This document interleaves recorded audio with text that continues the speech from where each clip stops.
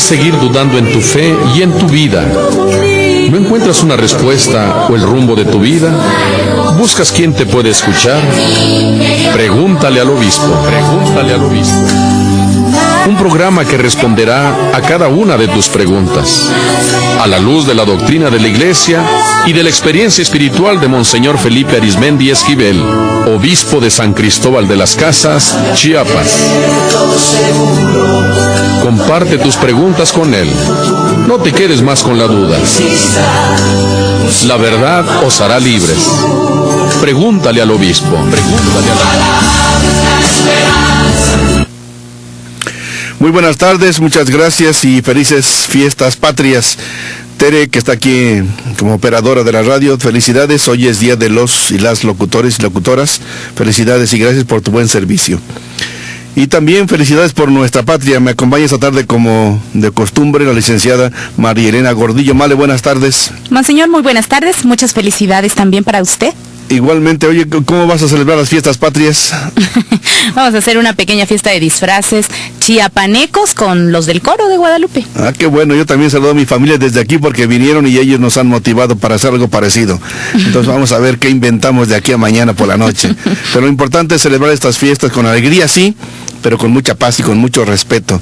Nada de excesos, sino con mucho respeto, porque queremos a una patria sana, libre, buena, pero con la colaboración de todos. Eso no depende solo de las autoridades, sino de todos, que hagamos lo que nos toca para que nuestro México sea no solamente más libre e independiente, sino más justo, más fraterno, más solidario.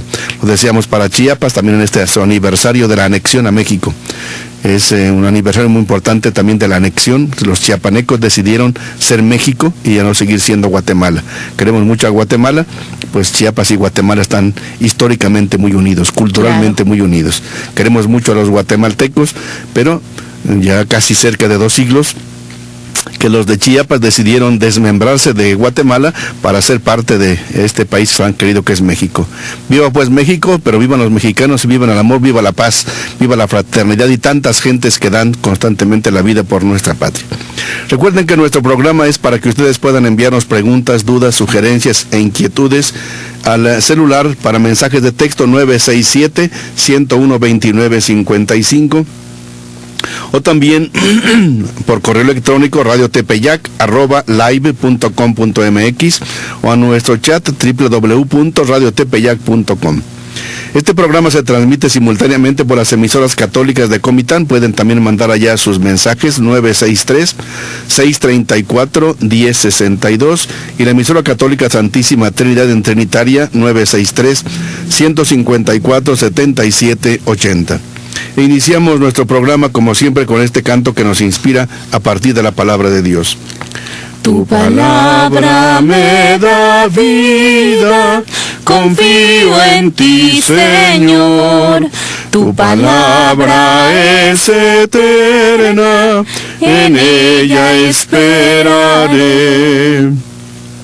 Vamos a escuchar un texto de San Pablo en su carta primera a Tesalonicenses, capítulo 3, versículos 12 y 13. Si tienen su Biblia por ahí, pueden encontrar el texto primera a Tesalonicenses, capítulo 3, versículos 12 al 13. Una palabra que nos serviría mucho para hacer una patria mejor.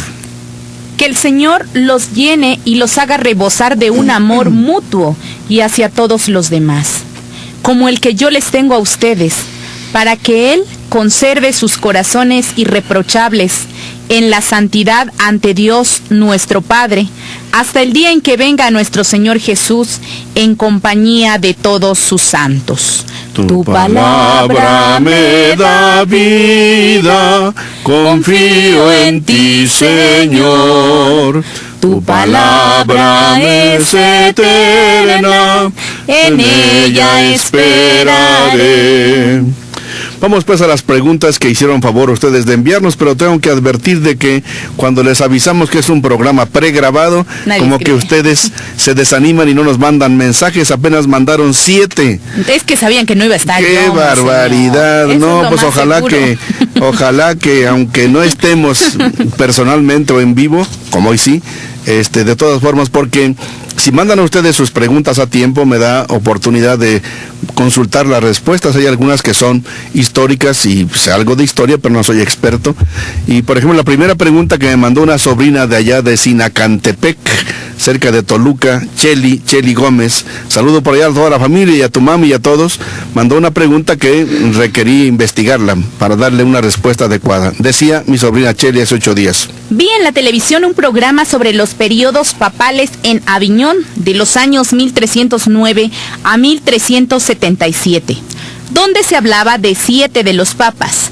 Lo que más llamó mi atención es que se dijo que fue un periodo antipapal, ya que se oponían al Papa de Roma. Respecto a esto tengo 2 preguntas. 1. Por lo que entendí y vi en internet, el periodo fue de 2 papas, uno en Roma y otro en Aviñón. Pero ¿ambos tenían poder de tomar decisiones fundamentales en la iglesia?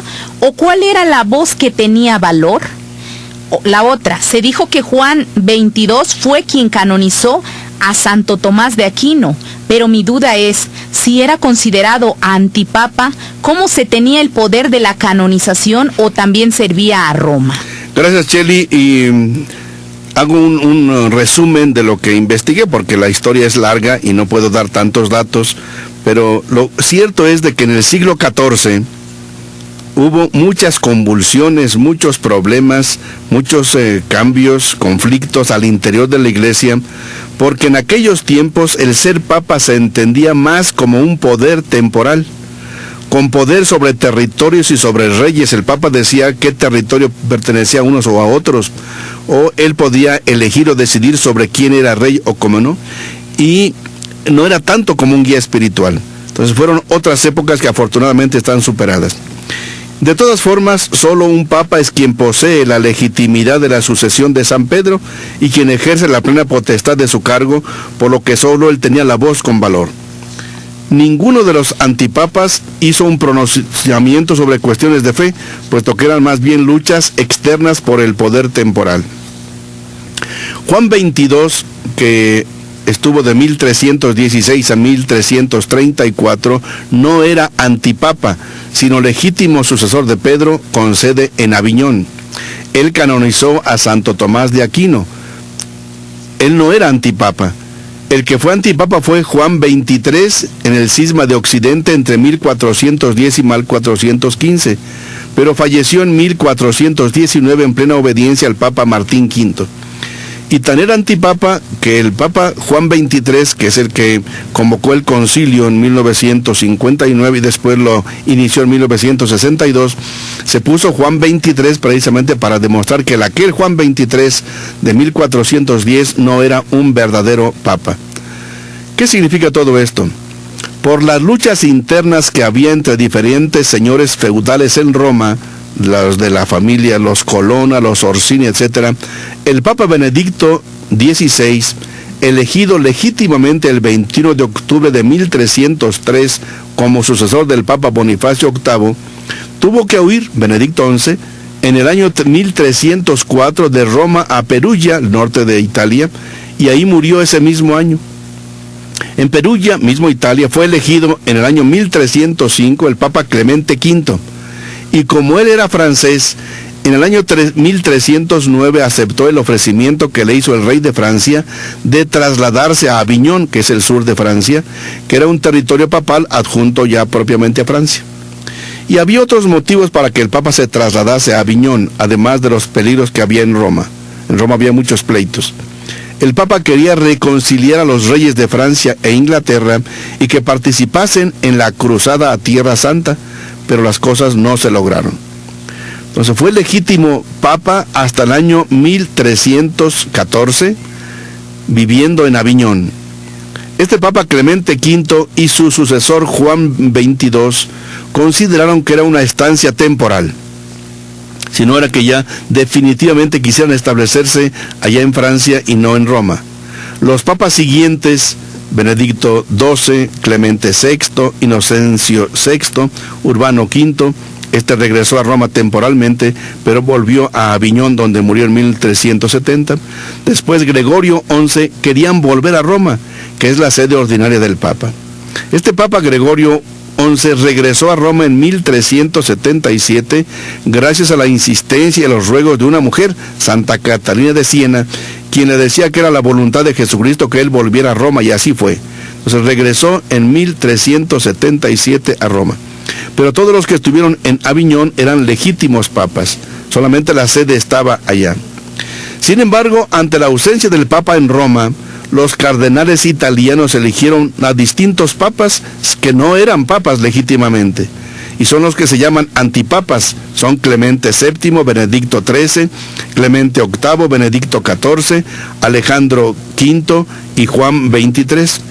Unos vivieron en Roma y otros después en Aviñón, pero no eran legítimos. Esto se conoce como el Gran Cisma de Occidente, con un papa en Aviñón y otro en Roma.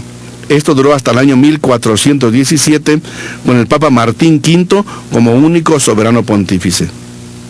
En resumen, diríamos que la historia de la Iglesia es hermosa, sin duda, y sirve para aprender mucho sobre las causas y las interpretaciones, pero son situaciones que fueron provocadas especialmente por el poder temporal, de lo cual ya estamos libres, a Dios gracias. Chely, esperamos que esto haya quedado claro.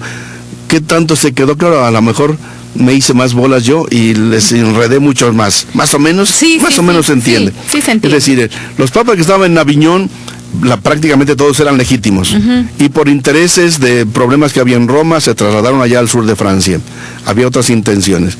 Y como no había en Roma, se eligieron algunos papas en Roma, eran los antipapas, pero no son legítimos. Y eso históricamente ya está comprobado. Son problemas que en la Iglesia no faltan. Claro. No faltan pecados, como en todas partes. Al mismo Jesús le falló, no solamente Judas, también Pedro le fallaban. Ayer en el Evangelio decía como Pedro no entendía a Jesús. Entonces, en la Iglesia hay problemas que ciertamente van resultando y que necesitamos pues comprender también como hijos de Dios, que hay problemas que como hermanos tenemos que resolver. Bien, espero que haya quedado más o menos claro, Chely, y están llegando algunas preguntas, algunos mensajes que dicen: me gustaría que se hiciera la aclaración sobre una nota que se dio hoy lunes en cierta radiodifusora, en un noticiero de las 2:30, en el que dijeron que Jesús no nació el 24 de diciembre, ni la Virgen de Guadalupe el 12 de diciembre, porque en la Biblia no lo dice. A ver, ya hemos explicado muchas veces que Jesucristo efectivamente no dice la Biblia que haya nacido el 24 de diciembre. Hemos explicado hasta la saciedad que esa fecha se estableció muy posteriormente, en el siglo IV, siglo V. Lo explicaremos dentro de 8 días. Ahora, lo del 12 de diciembre de la Virgen de Guadalupe no está en la Biblia, obviamente. Esto es muy posterior. La Virgen se apareció en 1531. La Biblia se terminó de escribir a fines del siglo I. Pero que se apareció las diferentes veces, 4 veces, hasta el 12 de diciembre, que fue la última, eso históricamente está comprobado. Pero lo ampliaremos. También preguntan, disculpe señor obispo, ¿sabe dónde y a qué hora hay pláticas para quinceañeras? Con las hermanas del colegio Tepeyac, ellas dan estas pláticas para las muchachas que quieran prepararse para sus 15 años. Me parece que son 3 pláticas que les dan. Los detalles no los sé, los voy a investigar. Ok, también dicen, señor obispo, platiqué con un hermano separado y me dice que con la oración curó a su hijito de leucemia. ¿Será que es creíble? ¿Es posible? Claro. La fe hace milagros y la fe no es exclusiva de los católicos, también los hermanos también tienen fe.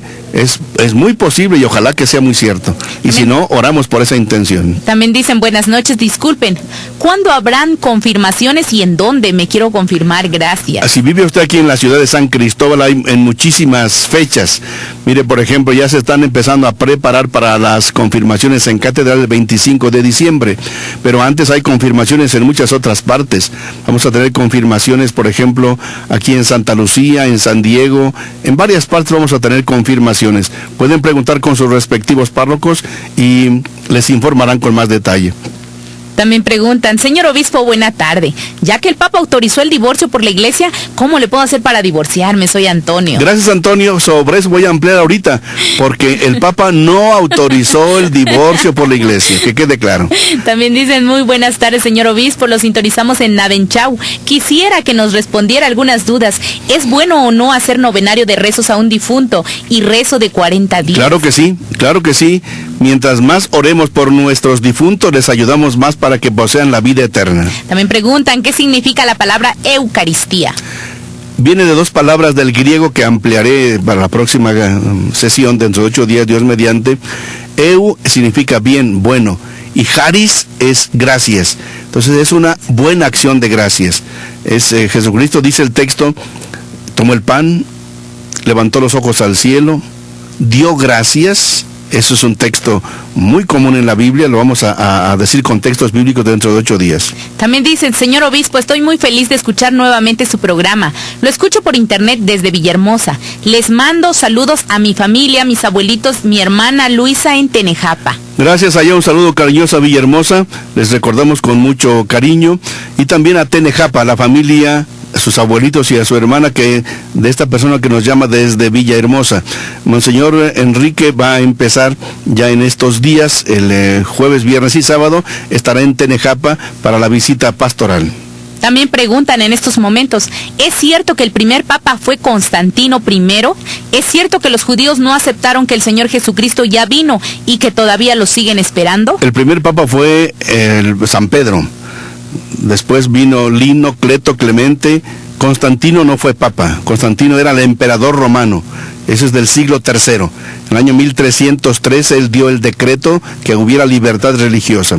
Efectivamente, los judíos no aceptaron a Jesucristo como el Mesías y siguen esperando no a Jesucristo, sino al Mesías. No le identifican propiamente, pero todo esto lo ampliaremos con textos de la Biblia. Y vamos a la siguiente pregunta, que precisamente habla de lo que Antonio preguntaba más adelantito, más arriba. Está la pregunta, dice Antonio, la pregunta 5. Sí, ya que el Papa autorizó el divorcio por la Iglesia, ¿cómo le puedo hacer para divorciarme? Vamos a hablar ampliamente sobre esto porque vale la pena. Si es tan amable, por favor. Muchas personas han malinterpretado la decisión del Papa Francisco de agilizar los procesos para declarar si un matrimonio fue nulo desde su celebración. En los medios informativos y también aquí, se dijo que el Papa facilitaba la anulación de los matrimonios, es decir, que el Papa da permiso ya para un divorcio por la Iglesia. Esto no es verdad. El Papa no puede anular matrimonios si estos fueron celebrados como debe ser. El Papa no lo puede hacer. Recuerden, Mateo 19 es muy claro. Lo que Dios ha unido no lo puede separar nadie. Nadie es ni el Papa, ni el obispo, ni nadie. El Papa, por tanto, no puede anular matrimonios si fueron celebrados como debe ser. Lo que hace ahora el Papa, respondiendo a las inquietudes de obispos y gentes de todo el mundo que le presentaron el año pasado en el Sínodo Extraordinario de la Familia, en octubre, es solo dar más facilidades para que no sean tan largos y engorrosos los procesos en que un tribunal eclesiástico analiza si un matrimonio fue nulo desde el principio. Es decir, no es lo mismo anular un matrimonio que declarar que un matrimonio fue nulo desde su celebración. Es decir, que desde el principio no hubo verdadero matrimonio. Parece juego de palabras, pero no es juego de palabras. No es lo mismo anular un matrimonio que declarar que fue nulo. Claro. Anularlo significa, fue verdadero, pero se quita, se destruye, se elimina. Como los divorcios. Como un divorcio civil. Punto. La Iglesia no es así. Entonces el Papa no anula los matrimonios, sino facilita los procesos para declarar que fue nulo un matrimonio. Voy a ampliar esto porque es interesante. Hasta ahora los procesos son complicados y a veces un poco largos, pues la Iglesia es muy respetuosa de la naturaleza indisoluble del verdadero matrimonio. Pero esto hace sufrir a quienes celebraron su boda con irregularidades graves y no lo pueden documentar, no lo pueden demostrar documentalmente. Quisieran recibir la comunión sacramental y no lo pueden hacer. Y hubo realmente algunas circunstancias que nos dice que ese matrimonio fue nulo desde el principio. ¿Qué es lo que hace nulo un matrimonio desde su celebración y por tanto no hubo verdadero matrimonio? Voy a dar una buena lista. Si alguna cosa no queda claro, ustedes pueden mandar nuevamente aquí sus mensajes y trataremos de aclararlo porque es bien importante esto. Qué bueno que hace 8 días no mandaron tantas preguntas porque así tenemos tiempo para esto. Miren, no hay verdadero matrimonio cuando se casan a la fuerza, sin suficiente libertad, con amenazas. Cuando se demuestra que dicen, o te casas o te mato. No, pues, o por ejemplo, si los papás le dicen a la chavita, cásate porque estás embarazada. Así eso es. Si es por un embarazo, a fuerzas tienes que casarse. Pero ella dice, no lo quiero, no que se quería, pero te tienes que casar, si no, te desheredamos. O ya te largas de la casa. Bueno, eso son amenazas. Ajá. Eso es falta de libertad. Cuando se demuestra que esto fue antes del matrimonio, eso hace nulo el matrimonio, aunque se hayan casado en la catedral. Aunque con el obispo y etcétera, lo que ustedes saben. Nada, no vale. Cuando son inmaduros psicológicamente, o los dos, o uno de los dos, lo cual no es fácil de comprobar. Sí, pues la madurez psicológica no se alcanza automáticamente con la edad. Hay gente que a la edad de los 16, 17 años es muy madura. Y hay otros tienen 25 y 30. ¡Ay, María Purísima! No me quede viendo a mí, monseñor. Con una inmadurez que Dios guarde la hora. Entonces, esto es una cosa muy común, pero es muy difícil de demostrar. ¿Cómo se puede demostrar? Pues cuando eran bipolares, por ejemplo, cuando eran tan irresponsables que no sabían ni lo que hacían, cuando esto es por costumbre y por tradición, cuando ellos, por ejemplo, no estaban conscientes de que el matrimonio es para siempre, porque algunos a veces se casan y dicen, si no nos entendemos, cada quien por su lado. Eso hace nulo el matrimonio, y eso es muy frecuente. Ajá. Porque algunos están bien ignorantes de que el matrimonio es para toda la vida. Se les dan pláticas presacramentales, pero caso que hacen. Entonces, si alguien se casa y dice, si no nos entendemos cada quien por su lado, eso hizo nulo el matrimonio. Y si eso se puede demostrar con testigos, hace nulo el matrimonio. No se anula, ya es nulo de por sí. Ajá. Luego, otros casos. Cuando uno de los dos es homosexual, no puede hacer un matrimonio, pues no puede llevar una vida normal de matrimonio. Psicológicamente no es adecuado para un matrimonio. Respetamos a esas personas, pero no es para un matrimonio. Cuando uno de los dos es impotente y no puede tener relaciones sexuales, es decir, porque físicamente o psicológicamente algunos no lo pueden hacer. Entonces eso imposibilita que haya un verdadero matrimonio. Cuando no se consuma el matrimonio por la relación sexual. A mí me tocó un caso conocer en Toluca de una persona que yo mismo casé, pero resulta que ni la noche de las bodas la tocó él, porque se demostró que él era homosexual. Entonces, si no hubo consumación del matrimonio, ahí el tribunal de la iglesia muy fácilmente declaró que fue nulo, porque no hubo consumación del matrimonio. Ahí tienen que ver los ginecólogos que tienen que dar todas las pruebas necesarias. Afortunadamente ese caso que yo conocí, la muchacha llegó virgen al matrimonio, seguía virgen y ahí fue sin ningún problema que se pudiera demostrar que no había pasado nada. Luego, cuando excluyen los hijos, aunque la esterilidad no es impedimento, me explico. Si algunos se casan y dicen, nos casamos pero estar muy juntitos, ayudarnos, querernos, etcétera, pero nada de hijos, nada de hijos. Eso hace nulo el matrimonio. Es muy distinto cuando saben que uno de los dos es estéril, porque se puede saber, pero la esterilidad no es impedimento. Es decir, es cuando alguien por su voluntad rechaza tener hijos. Pero ¿y si es estéril y me doy cuenta ya cuando yo estoy casada y no puede ser un... Depende. Si alguien dice, me casé pero con la condición de que podamos tener hijos. Y ella me engañó. Ella me engañó, ella si no ella lo sabía, a ella o él, porque pueden ser estériles cualquiera de los dos. Si lo saben y no lo dicen a su pareja, hay un engaño grave. Como un caso que ahorita voy a decir. Cuando hay un engaño grave, como no decir que se tienen hijos con otra persona o que se está casado por lo civil con otra persona y no lo dice. Una de mis parientes me platicaba en días pasados. Dice, yo cuando me casé no sabía que mi esposo, y los casé yo por la iglesia, que mi esposo tenía 4 hijos con otra mujer. Dice, si yo lo hubiera sabido, no me caso. Pues sí. Eso hace nulo ese matrimonio. Aunque los casó el obispo y con mucho cariño y con mucha ilusión, pero hace nulo el matrimonio porque en esto que es algo tan sagrado no se puede mentir. Por ejemplo, cuando uno de los dos no está bautizado y no ha obtenido el permiso del obispo por un matrimonio que se llama con disparidad de cultos. Es distinto cuando sí son bautizados, aunque sean de diferentes religiones. También se requiere el permiso del obispo, pero no para la validez. Luego, cuando el sacerdote no tiene facultades para celebrar ese matrimonio, pues un párroco o un obispo puede presidir el matrimonio solo en su territorio. Me explico. Por ejemplo, cuando se casó la actual esposa del presidente de la República, ella se casó en Acapulco, en la playa, y quien la casó fue alguien que no era sacerdote, y aunque hubiera sido, no tenía los permisos necesarios. Entonces se demostró que fue nulo y por eso se casó por la iglesia el presidente de la República con su actual pareja. Entonces son casos en que, aquí tuvimos un caso muy conocido, el padre que ya falleció, si ustedes se acuerdan, él no tenía permiso para hacerlo y las bodas que él hizo son nulas, aunque las haya casado el padre X, pero no tenía permiso, estaba suspendido en sus permisos. Los bautismos que hizo sí son válidos, pero los matrimonios no, son las normas de la iglesia. Entonces cuando se demuestra eso, que el sacerdote que los casó no tenía los permisos ordinarios. Luego, cuando alguien mató a su esposa para casarse con la amante y no obtiene antes permiso directamente del Papa, es un impedimento gravísimo, porque tuvimos un caso en una comunidad aquí muy cercana, que yo lo conocí en la cárcel.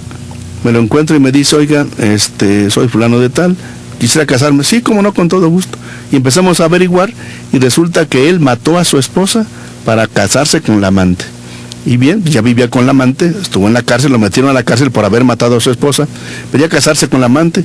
Y le dije, fíjate que no, porque ese permiso lo tiene que dar el Papa, y con el párroco dijimos, no lo pedimos porque si no a cualquiera se le puede antojar hacer lo mismo. Claro. Y eso no se vale, eso no se vale. Otro caso, cuando alguien es sacerdote o religiosa y se casa con engaños por la iglesia, dice que por la iglesia, y no ha obtenido antes la dispensa de sus votos y compromisos de parte del Papa, ese matrimonio es nulo, es nulo. Luego, también, por ejemplo, todos estos impedimentos son previos al matrimonio. Si los problemas vienen después, los problemas no anulan el matrimonio, que digan, es que no nos entendimos, no nos comprendimos y nos separamos. Por ejemplo, si hubo violencia, que me pegaba mucho, hubo embriaguez en un alcohólico, o infidelidades, se fue con otra persona, o no se entendieron y se separaron al poco, mucho tiempo después de la boda, lo que vino después de la boda no anula el matrimonio. Y si el matrimonio estuvo bien celebrado, nadie ni el Papa lo puede anular. Yo lo insisto y lo repito mucho, Si el matrimonio estuvo bien hecho, ni el Papa lo puede anular. Que quede claro. Si no hay claro, mándenos preguntas para que quede claro. En nuestra diócesis, como en todas las diócesis, hay un tribunal eclesiástico para estudiar los casos en que se pueda demostrar que hubo algunos de estos impedimentos. Repito, si los problemas vinieron después, el matrimonio vale y no se puede anular, pues Jesús lo dijo claramente en Mateo 19, lo que Dios ha unido, nadie lo puede separar. Si alguien tiene dudas sobre la validez de su matrimonio, que acuda al sacerdote encargado de estos asuntos. En nuestra diócesis el padre Felipe Ramos, párroco de catedral, y atiende en su oficina todos los días, mañana y tarde, junto a San Nicolás. Y si alguien vive con una pareja, habiendo estado antes casado por la iglesia, no puede acercarse a comulgar, pues sería una contradicción y una falta de respeto. No está en comunión con Cristo. No están excomulgados de la iglesia, pueden ir a misa, hacer oración, leer la Biblia, bautizar a sus hijos y participar en grupos y retiros de la iglesia, pero no confesarse ni comulgar hasta que se regularice su situación. Bien, son ya las 7:30 pasaditas, vamos a una pausa para regresar con las preguntas que tenemos pendientes de hace 8 días, y recuerden que las pueden enviar al celular para mensajes de texto 967-101-2955 o a radiotepeyac@live.com.mx o a nuestro chat www.radiotepeyac.com. Regresamos. ¿Por qué seguir dudando en tu fe y en tu vida? ¿No encuentras una respuesta? Pregúntale al obispo. En un momento regresamos. Pregúntale al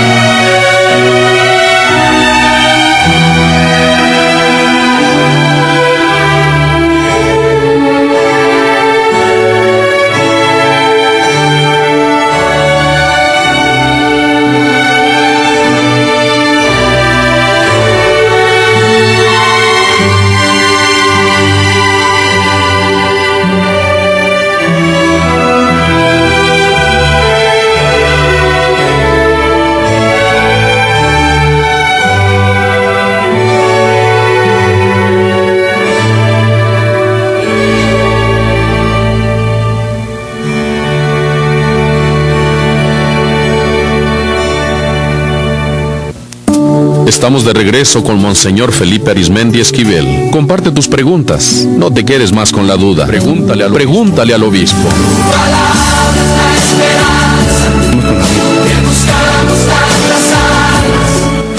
Muchas gracias por sus mensajes que nos están llegando. Dice uno: buenas noches, Monseñor. ¿Qué significa mi sueño? Siempre sueño que voy a la escuela, pero ya no estudio. ¿Tú qué le dirás, Malena? ¿Que quiere regresar a la escuela? No, pues sí. O que quizá fue un trauma para él pasar por la escuela. Uno de mis hermanos dice que siempre se sueña haciendo exámenes de matemáticas porque dice que fue su terror. Entonces, yo creo que es algo que nuestra mente reproduce, pero es conforme a nuestros pensamientos. Sí, no te preocupes. Pero sigue estudiando, nadie te lo impide. Otra pregunta dice: ¿es bueno practicar el Feng Shui? Oye, ¿qué cosa es eso, Male? Yo estoy muy ignorante de estas cosas. Es como un tipo de meditación, pero es del Medio Oriente. Tengo entendido que lo practica mucho la gente de esa zona. Son las gentes que creen en los imanes, que de pronto hacen algún tipo de meditación, pero es del Oriente. Entonces yo desconozco lo que la iglesia opine. Para mí, bueno, desde la renovación carismática nos han enseñado que no es bueno, pero pues muchas veces la iglesia sí lo permite porque son terapias como alternativas. Entonces sería cuestión de que investiguemos, ya usted valorará si sí es realmente pues válido. Eso, o no. dentro de 8 días a ver si ya tenemos más información. La siguiente pregunta, Marta Villafuerte dice: buenas noches, tengo una duda. ¿Por qué a la Madre de Jesús le seguimos llamando Virgen cuando ya tuvo su Hijo único que es Jesús? Yo quiero mucho a la Virgen Santísima, Madre de nuestro Señor Jesucristo. Saludos y bendiciones. Vamos a ver con textos bíblicos por qué nosotros seguimos sosteniendo que la Virgen, aun después de haber engendrado a Jesús, permaneció siempre virgen. Lo veremos dentro de 8 días con más detalle. Preguntan también: tengo una duda, soy católico, pero a veces cuando me congrego surgen muchas dudas. Durante una celebración normal, por ejemplo una misa dominical, ¿es bueno alabar con alabanzas de movimientos, aplaudir, cuando ya es el canto de ofertorio? ¿Es bueno tocar otras alabanzas que no sean cantos de ofertorio? ¿Cuándo corresponden? Gracias. Bueno, vamos a explicar dentro de 8 días.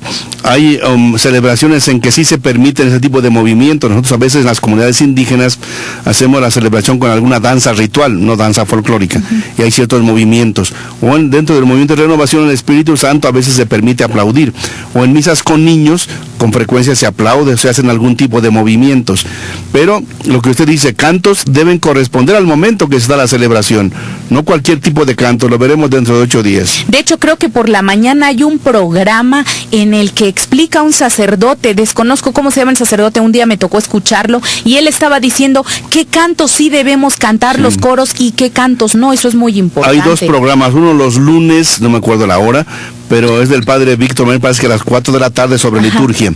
Y otro que tiene el padre Gilberto, no recuerdo el día, también habla sobre estos temas. También dicen: buenas tardes, Monseñor Felipe. Antes de realizar mi pregunta, quiero pedir disculpas por si esta resulta irreverente. Mi pregunta es la siguiente: ¿por qué el Papa Francisco está contraviniendo los mandamientos al realizar sus homilías? Gracias, que tenga una excelente semana y que Dios lo bendiga, princesa. Gracias. Mira, ya lo expliqué hace rato. Es una mala interpretación que muchos le han dado a lo que el Papa está diciendo.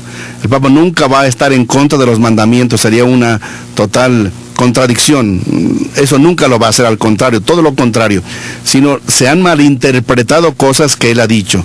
Concretamente esto del matrimonio, el Papa no quiere anular matrimonios si están bien hechos, sino facilitar los trámites para que un matrimonio que estuvo mal hecho desde el principio se pueda declarar nulo, que no es lo mismo anular que declarar la nulidad. También dicen: buenas noches, necesito un consejo. Quiero ir a pláticas de la Biblia, pero mi pareja no me deja. Dice que es fanatismo. Solamente vamos a misa, pero él va de vez en cuando. ¿Qué puedo hacer? Pues seguir rezando por él y con la buena práctica de su vida de usted, convencer de que sí conviene ir exactamente a pláticas sobre la Biblia para que podamos comprender incluso hasta mejor la Santa Misa. Dicen: buenas tardes, Monseñor, qué bonito programa. La verdad estoy en duda sobre un pasaje de la Biblia. En Eclesiastés 3, del 18 al 20, dice que el hombre es igual que el animal, que provienen del mismo polvo y volverá al polvo como el hombre. ¿No dice en Génesis que los animales y todo lo que existe, Dios lo creó con el poder de su palabra? Sí, efectivamente, con textos de la Biblia, tanto de Eclesiastés como de los Salmos, vamos a platicar dentro de 8 días con esto, Efectivamente, sencillamente hay un texto que dice que el hombre rico e inconsciente es como un animal que perece. Así lo dice la Biblia. No es que sea animal, sino se parece a un animal que no tiene conciencia de lo que está haciendo. Vamos a las siguientes preguntas, porque si no, ahora sí nos va a agarrar la carrera. Lucía dice, apenas mi mamá falleció, sueño que me está pidiendo dinero para la curación de mi papá, pero mi papá está vivo, ¿qué significará? No te preocupes, eso no quiere significar que tu papá se vaya a enfermar. Bueno, todos nos enfermamos, yo y cualquiera nos enfermamos, pero eso no significa como una amenaza de que se va a enfermar tu papá. Tranquila, no te preocupes, porque ella no te puede estar pidiendo dinero. No, si se enferma el papá, pues hay que gastar, obviamente. Eso es normal, no te preocupes. Una oración por tu mami, cuida mucho a tu papá también. También dicen, ¿se puede comulgar 2 veces en día domingo? Por ejemplo, en misa de 7 de la mañana y en misa de 7 p.m. Ya dijimos que es cuando comulgar por comulgar, no. Pero si en la misa de las 7 de la mañana era una primera comunión y a las 7 de la tarde es una 15 años, si los motivos son distintos, sí se puede comulgar las 2 veces. Pero si el motivo es el mismo, nada más ir por comulgar 2 veces, no se puede. También preguntan, ¿cómo puedo prepararme bien para participar de nuevo en la antorcha? El año pasado fui por primera vez, pero me distraje con muchas cosas. Al correr pienso en otras cosas y me olvidé que Dios y la Virgen estaban conmigo. Ahora quiero ir con más fe. ¿Qué puedo hacer? Porque aquí no recibimos ninguna plática. No sé dónde estés viviendo tú, porque aquí en San Cristóbal durante todo el año se reúnen para prepararse para la antorcha. Y el lunes 30 de noviembre hay misa de inicio de las antorchas aquí en la parroquia de Guadalupe a las 8 de la noche. Y ya se han reunido previamente para pláticas. ¿Dónde vives tú? Porque si vives en una parroquia de la diócesis, para decir a tu párroco que organicen pláticas preparatorias, porque no conviene ir nada más así. Hay que prepararse para saber lo que hace uno y lo podamos hacer con buena devoción. También preguntaban, ¿cómo empiezo a leer la Biblia? Quiero leerla, pero no sé cómo. Tú, Male, ¿qué le dirías a esta persona? ¿Tú cómo empezaste a leer la Biblia? ¿Cómo empezaste a leerla? Fíjese que a mí me llamó mucho la atención las historias, por ejemplo, los sueños de José. Me llamó mucho también la atención la historia de Job. Algunas historias o pasajes que vienen en la Biblia que son bastante interesantes. Así empecé, pero pues podemos empezar desde el principio, en donde está Génesis y pues se podría empezar desde el principio, pero es un poco complicado porque si alguien no sabe cómo interpretarlo, no va a interpretar bien. Quizá. Lo más sencillo es empezar por los evangelios, y de los 4 empezar por Marcos, que es el más sencillo y el más corto, solo tiene 16 pequeños capítulos. Después se podría seguir con Lucas, después con Mateo, luego con Juan, luego Hechos de los Apóstoles. Entonces, si quieres cómo empezar, lo más sencillo es Jesús.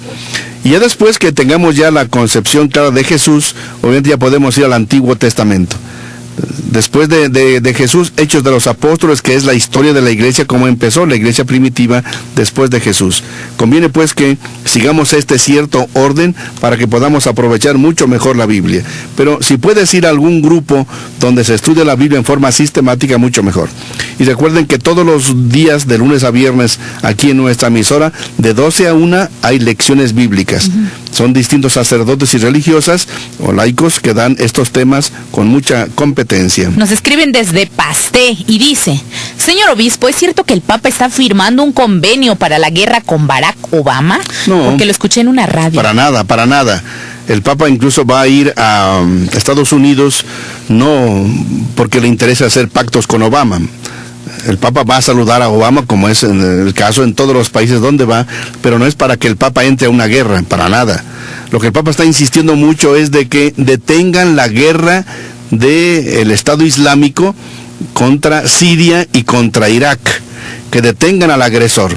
El Papa no está diciendo hagamos una guerra no, dice detengan al agresor, porque ahorita todos los refugiados que están llegando a Europa van huyendo de la guerra. Y el Papa dice, no se puede. Hay que atender a todos los migrantes que lleguen. Hay que atenderlos a todos.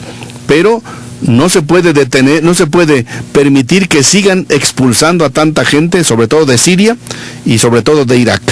Entonces están llegando mucha gente a Europa.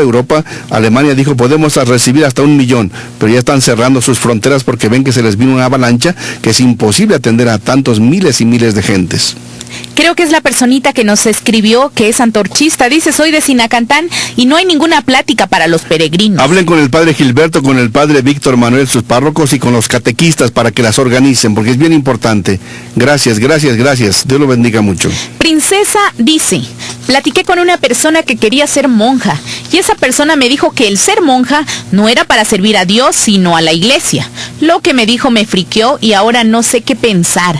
¿Puede ayudarme a discernir y saber si estoy en lo correcto o seguir mis sentimientos? A ver, esa persona que le dijo a quien quería ser religiosa, que ser religiosa no es para servir a Dios, sino a la iglesia, pues es una persona bien ignorante. Porque cuando uno consagra la vida, se la consagra a Dios para el servicio en la iglesia y para la iglesia y para la gente. Si alguien, igual que yo me consagré a Dios para el servicio en la iglesia, pero si alguien dice, no, Dios no cuenta, Dios no importa, lo que importa es la gente. Bueno, si es a partir de tu fe en Dios, ok, adelante.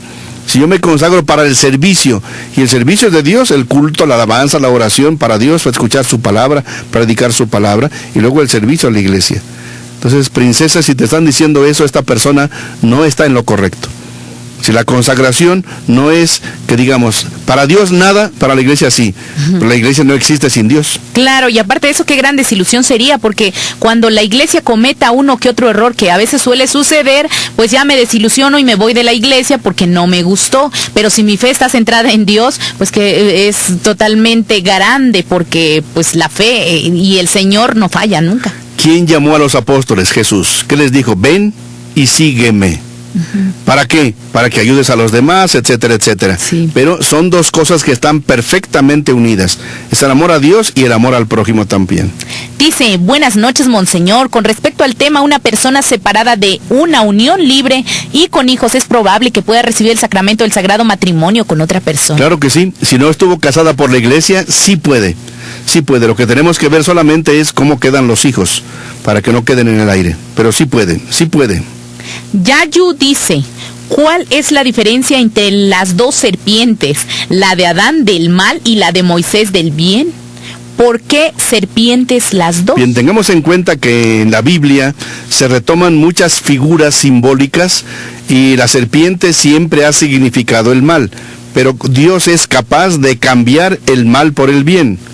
Miren, por ejemplo, ustedes pueden escuchar y vamos a leerlo ahorita. Génesis 3, del 1 al 7, se describe a la serpiente como símbolo del mal. Escuchamos.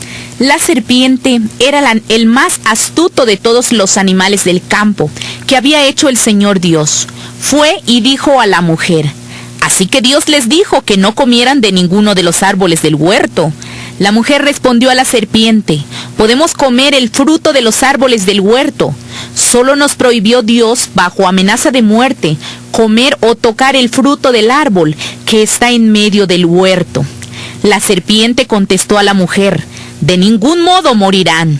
Lo que pasa es que Dios sabe que en el momento en que coman se les abrirán los ojos y serán como Dios, conocedores del bien y del mal. Entonces la mujer se dio cuenta de que el árbol era bueno para comer, hermoso a la vista y deseable para adquirir sabiduría. Así que tomó de su fruto y comió. Se lo dio también a su marido que estaba junto a ella y él también comió. Efectivamente, vean cómo ahí la serpiente es una mentirosa, engañadora. Entonces la serpiente siempre está simbolizada por el mal. El Papa Francisco en la misa que celebró hoy en Santa Marta hace alusión a estos textos diciendo cuidado con el demonio, porque el demonio es muy engañador. Pero, como tú dices, Yayu, en Éxodo 4, capítulo 4, versículos 1 al 5, vamos a ver cómo Dios convierte el bastón que Moisés tenía en una serpiente como signo del poder que Dios le confía a Moisés para la liberación de la esclavitud en Egipto. Éxodo 4, versículos del 1 al 5. Moisés respondió, no me creerán ni me escucharán, dirán que no se me ha aparecido el Señor. El Señor le dijo, ¿qué tienes en tu mano? Él respondió, un bastón. El Señor le ordenó, tíralo al suelo. Él lo tiró y se convirtió en una serpiente. Al ver esto Moisés intentó huir, pero el Señor le dijo, alarga tu mano y agárrala por la cola. Moisés alargó su mano, la sujetó y la serpiente se convirtió de nuevo en bastón.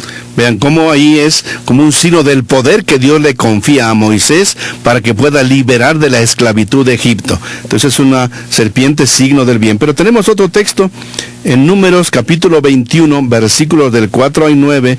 Vean cómo Dios ordena a Moisés hacer una serpiente y poner en un palo que se va a convertir en símbolo de la cruz de Cristo que nos salvó del mal. Libro de los Números, Antiguo Testamento, capítulo 21, versículos del 4 al 9. Los israelitas partieron de la montaña de Hor, camino del mar de las Cañas, rodeando el territorio de Edom. En el camino, el pueblo comenzó a impacientarse y a murmurar contra el Señor y contra Moisés, diciendo: ¿Por qué nos han sacado de Egipto para hacernos morir en este desierto? No hay pan ni agua, y estamos ya hartos de este pan sin consistencia. El Señor envió entonces contra el pueblo serpientes muy venenosas que los mordían. Murió mucha gente de Israel, y el pueblo fue a decir a Moisés: hemos pecado al murmurar contra el Señor y contra ti. Pide al Señor que aleje de nosotros las serpientes. Moisés intercedió por el pueblo, y el Señor le respondió: fabrica una serpiente de bronce, ponla en un asta, y todos los que hayan sido mordidos y la miren quedarán curados. Moisés hizo una serpiente de bronce y la puso en un asta. Cuando alguno era mordido por una serpiente, miraba la serpiente de bronce y quedaba curado. Eso es un símbolo de Cristo que lo interpreta Jesús mismo. Entonces pueden ver, no leemos ahorita la cita, se nos está acabando el tiempo. En Juan capítulo 3, Jesús mismo le dice a Nicodemo: así como Moisés levantó en alto la serpiente, así tiene que ser levantado en alto el Hijo del Hombre, para que todo el que cree en él tenga vida eterna. Es decir, la serpiente puede simbolizar eso, el mal, pero Jesucristo asume incluso estas figuras para decir cómo el poder de Dios está más allá de la serpiente. Y después podríamos leer en el Apocalipsis cómo se dice que la mujer, símbolo de la iglesia, pero que se concreta muy en la Virgen María, aplastó la cabeza de la serpiente. Es decir, la serpiente no tiene el último poder, el poder es de Dios. Esto es bien importante que lo tengamos muy en cuenta. Preguntan también en estos momentos: ¿cómo fue la generación del mundo si Adán y Eva procrearon nada más a Caín y Abel? ¿Cómo creció la población? Ya en otras ocasiones hemos respondido a esta duda, lo haremos dentro de 8 días con más detalle. También dicen: ¿a dónde hay que acudir para declarar nulo un matrimonio? Porque mi hijo y su exesposa, por acuerdo de ambos, no quisieron tener hijos y se divorciaron de común acuerdo. Bueno, hay que ver si el acuerdo fue antes de casarse por la iglesia. Ellos dijeron: no queremos tener hijos, ese matrimonio fue nulo. ¿A dónde hay que acudir? Si usted vive aquí en San Cristóbal o es de nuestra diócesis de San Cristóbal, ya les dije que el padre Felipe Ramos, párroco de catedral, les puede atender aquí en las oficinas que él tiene junto a la iglesia de San Nicolás. Ahí les puede atender en días ordinarios en horas de oficina. Preguntan también: ¿por qué en las misas de vez en cuando dan el vino convertido en sangre de Cristo y otras solo el cuerpo de Cristo? Se puede hacer todos los días, pero la iglesia tiene normas para ciertas cosas prácticas. Se puede hacer, por ejemplo, aquí en la iglesia de la Hormiga, de San Juan Dieguito, cada 8 días se da bajo las 2 especies. Van acostumbrados desde hace mucho tiempo. Yo tengo que ir ahí. Y en otras iglesias no, en Estados Unidos es muy común que lo hagan, en otras partes. Depende de los grupos, las gentes, la educación de las personas también. Dicen: Monseñor, ¿cuáles son las actividades parroquiales en esta semana de celebraciones de las fiestas patrias? Las celebraciones son las ordinarias, no hay alguna cosa en especial. Por ejemplo, en la catedral, el día de mañana, día 15, hay la misa ordinaria a las 7 de la tarde. El día 16 hay la misa ordinaria a las 8 de la mañana y a las 7 de la tarde. No se han organizado algunas celebraciones en especial. En algunas parroquias sí se puede poner una misa especial por la patria el 15, por ejemplo. Entonces hay que ver en la respectiva parroquia a donde se pertenezca. Dicen también: por favor mande saludos a la familia Gómez López, en especial al señor Gabriel Artemio y a la señora Edith Edalí, ya que gracias a Dios han recibido el sacramento del matrimonio. Mande muchas bendiciones para ellos y su familia. Con todísimo gusto, que Dios les bendiga y les acompañe siempre, como lo pedimos mucho. También preguntan en estos momentos: ¿me daría de nuevo la oportunidad de ser partícipe en el equipo de liturgia? Bueno, no dice su nombre, claro que sí, no sé a dónde quiera participar en la liturgia. Si es en catedral, está abierta la puerta, obviamente. Y si no es la parroquia, pues diríjase con su párroco. Bien, estamos terminando nuestro programa. Dentro de 8 días estaremos nuevamente aquí con el favor de Dios y unas buenas fiestas patrias, pero nada de excesos. Mucha armonía, mucha alegría y mucha fiesta, y hagamos lo que podamos para que nuestra patria sea mejor. Vamos a concluir con nuestro canto ya habitual. El Señor es mi luz y mi salvación. El Señor es la defensa de mi vida. Si el Señor es mi luz, ¿a quién temeré? ¿Quién me hará temblar? Muchísimas gracias y felices fiestas patrias. Agradecemos muchísimo su sintonía. Nos escuchamos el próximo lunes a partir de las 7 de la noche. Muy buenas noches. Y Tere, felicidades nuevamente. Es el Día de los Locutores, todavía no acaba el día. Felicidades y gracias por tus servicios.